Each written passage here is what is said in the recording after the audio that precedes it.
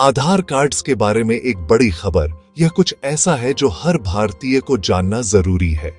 हाल ही में सरकार ने एक बहुत ही महत्वपूर्ण नियम को वापस लाया है और उसे मजबूत किया है।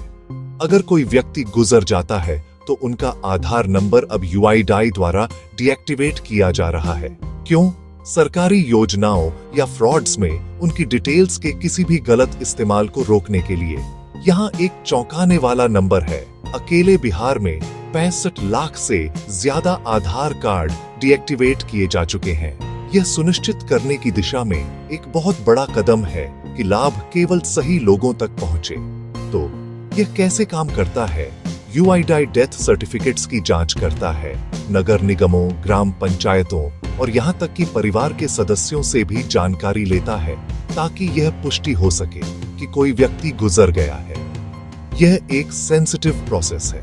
वे यह सुनिश्चित करते हैं कि किसी भी जिंदा व्यक्ति का आधार गलती से कैंसिल न हो जाए। फर्जी आधार कार्ड्स भी एक बड़ी समस्या है। यूआईडीआई ने फर्जी कार्ड बनाने वाले या नियमों को तोड़ने वाले ऑपरेटर्स को पकड़ा है और उन पर पेनल्टी लगाई है।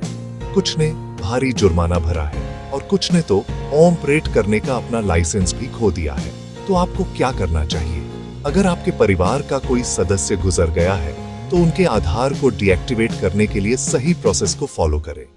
और अगर आपको कुछ भी गड़बड़ लगे, जैसे कोई संदिग्ध मैसेज या एक्टिविटी, तो तुरंत यूआईडीआई को इसकी रिपोर्ट करें।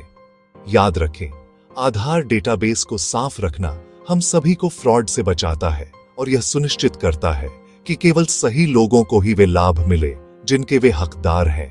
अपडेटेड रहें और सेफ रहें। अगर आपको यह जानकारी उपयोगी लगी तो लाइक करें और ऐसी और अपडेट्स के लिए सब्सक्राइब करें जो आपके लिए जरूरी हैं।